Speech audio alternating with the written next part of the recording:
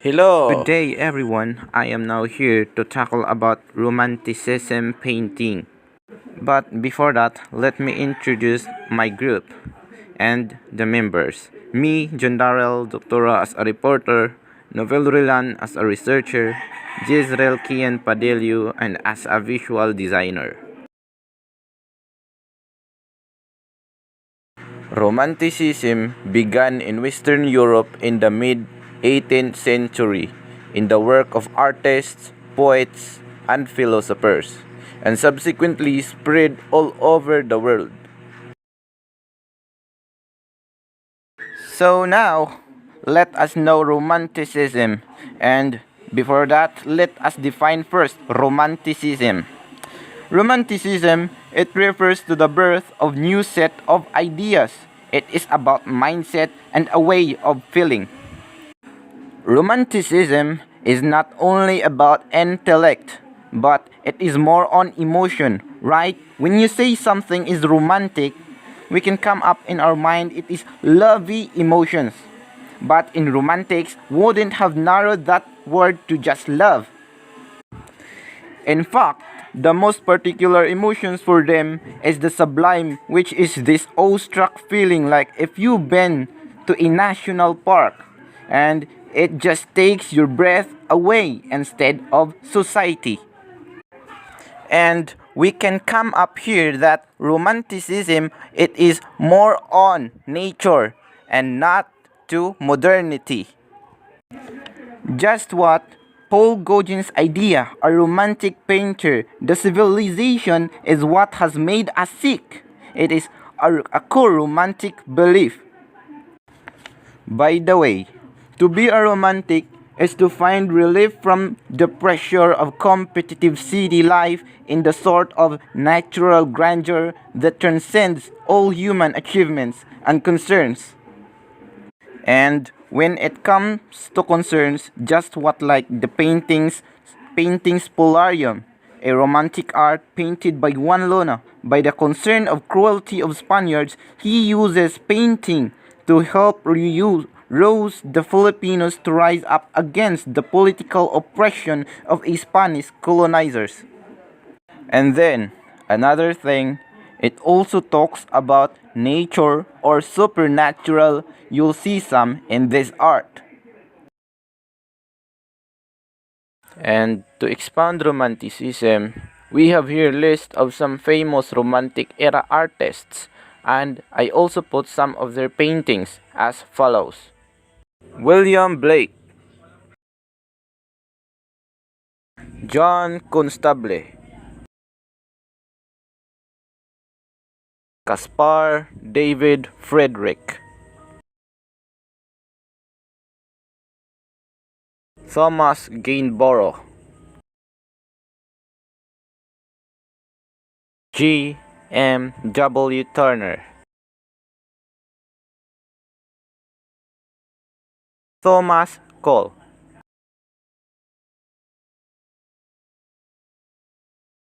Eugene Delacroix,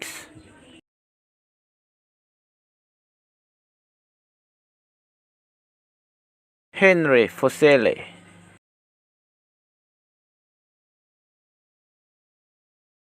and lastly Francisco Goya. And we have choose the 3rd May of 1808 a chosen Romanticism painting to be discussed what is in the masterpiece. But before that, let us now first know Francisco Goya. Francisco José de Goya y Locientes was a Spanish romantic painter and printmaker. And in his paintings, drawings, and engravings reflected contemporary historical upheavals and influenced important 19th and 20th century painters. He lived in Fuengirola, Spain, and he is born on March 30, 1746, and died on April 16, 1828. Goya began his studies in Zaragoza, and it is thought that Goya may have attended the Escuelas Pias de San Anton which offered free schooling, and Goya also was appointed first court painter, a highest position available as an artist at the Madrid court.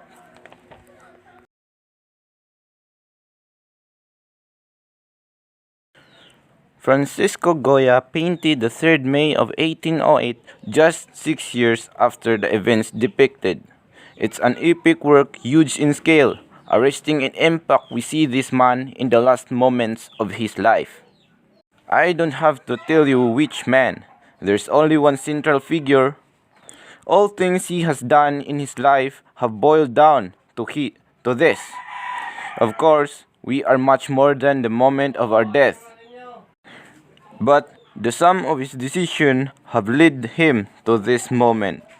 Even if we don't know the story, we would be less than human to not feel some sympathy for this man. Some take part in great moments. Wait. Is this really a momentous event? This execution? Goya has not given us anything glorious. This is the horror of war. This is what happens.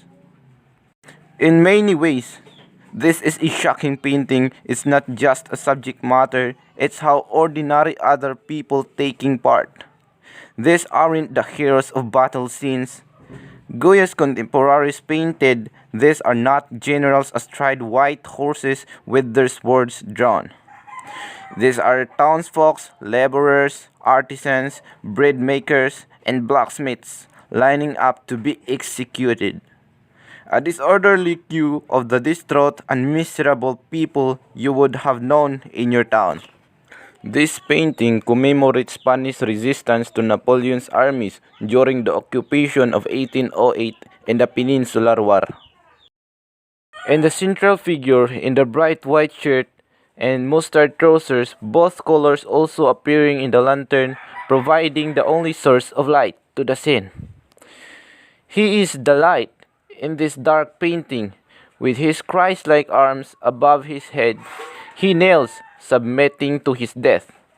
On his face is at once both resignation and a kind of imploring defiance as he looks earnestly towards the firing squad. The sky is black. They will not even see their last dawn today. The city is distant, dark, and unhelpful. We do not see the faces of the soldiers. They are literally faceless, part of a military machine Napoleon had created. At the bottom of the scene, fresh blood, so much blood, stains the ground. In this painting, there is no glory. In summary, execution. The faceless soldiers go about their grim business stripped of humanity. Perhaps we see that both soldiers and victims are pawned in the movement of larger forces and charismatic leaders bent on a personal glory. Perhaps both thought of themselves as part of some larger movement that required either uprising or brutal suppression, but our sympathies do not lie with the soldiers. It is with the living, breathing people in this painting who are waiting for their end. And in the end, what we see is a failure of politics and a failure of leadership.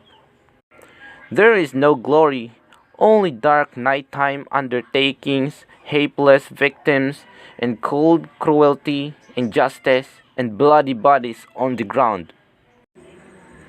In general, with this painting, we know that it uses mindset to show the values of each mankind and emotions to connect in the heart of viewers. This is what a romantic painting.